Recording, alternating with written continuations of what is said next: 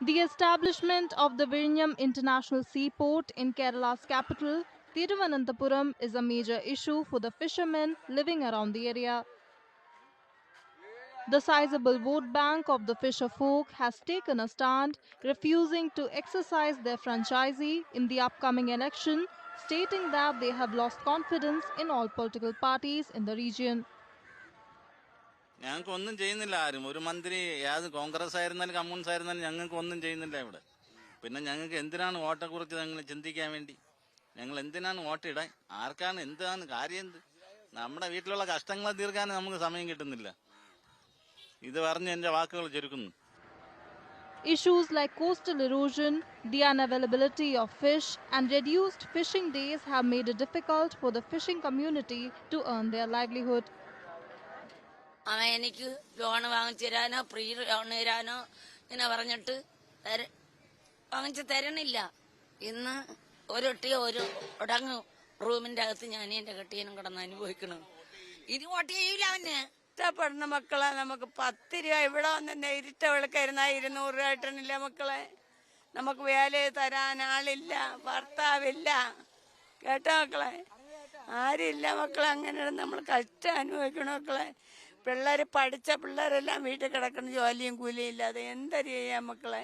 ഞങ്ങൾക്ക് വിശന്ന് വയ്യ, ഞങ്ങൾ പട്ടിണി കിടക്കണം. മത്സ്യത്തൊഴിലാളിക്ക് ഉപ്പുവെള്ളം തന്നെ ഉണ്ട്, ഞങ്ങൾക്ക് അരയിലൊന്നുമില്ല. ഞങ്ങൾ എന്തൊരു കടൽ വരാൻ എടുത്ത് തള്ളി എത്ര എണ്ണത്തെ കൊന്നായി. As a result of the current situation, the fishing community of the region claims that they have given up and are opting to sit out of voting for the upcoming elections. അപ്പൊ പിന്നെ വിഴിഞ്ഞ മൊത്തം അവൻ എടുത്തു കഴിഞ്ഞു. ഞങ്ങൾക്കൊരു ജീവിതം ഇല്ല.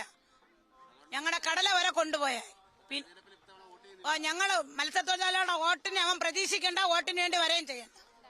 ഇനി അവന് വോട്ടില്ല. ഞങ്ങൾ വോട്ടിട്ട് കൊടുത്ത് അവൻ മന്ത്രിയാവണം. മന്ത്രിയായിട്ട് രാജ്യം അവൻ എടുത്തു. ഇനി ഞങ്ങൾ ആർക്ക് വോട്ടിടാൻ? ഞങ്ങൾക്ക് പിന്നെ ഇത് വേണ്ട, തെരഞ്ഞെടുപ്പിന് വേണ്ട. വോട്ട് വെച്ച് വരുമ്പോ ഇനിയുള്ള കാലങ്ങളിൽ വോട്ട് വെച്ച് വന്നിട്ട് ഒരു കാര്യമില്ല. അവര് നമ്മളടുത്ത് വോട്ട് വെച്ച് വന്നിട്ട് ഒരു കാര്യമില്ല. നമുക്ക് ആർക്ക് തോന്നുന്നു അവർക്ക് വോട്ടിട്ട് പോയി. നമ്മുടെ ജീവിതം മൊത്തത്തിൽ ഇതാണ്. ആര് വന്നാലും നമ്മുടെ ജീവിതം ഇതാണ്.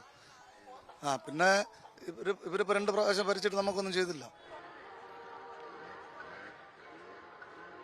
With more than 10 lakh fishermen who primarily depend on fisheries and related activities to earn a livelihood, the state of Kerala might witness a shift in voting patterns this year.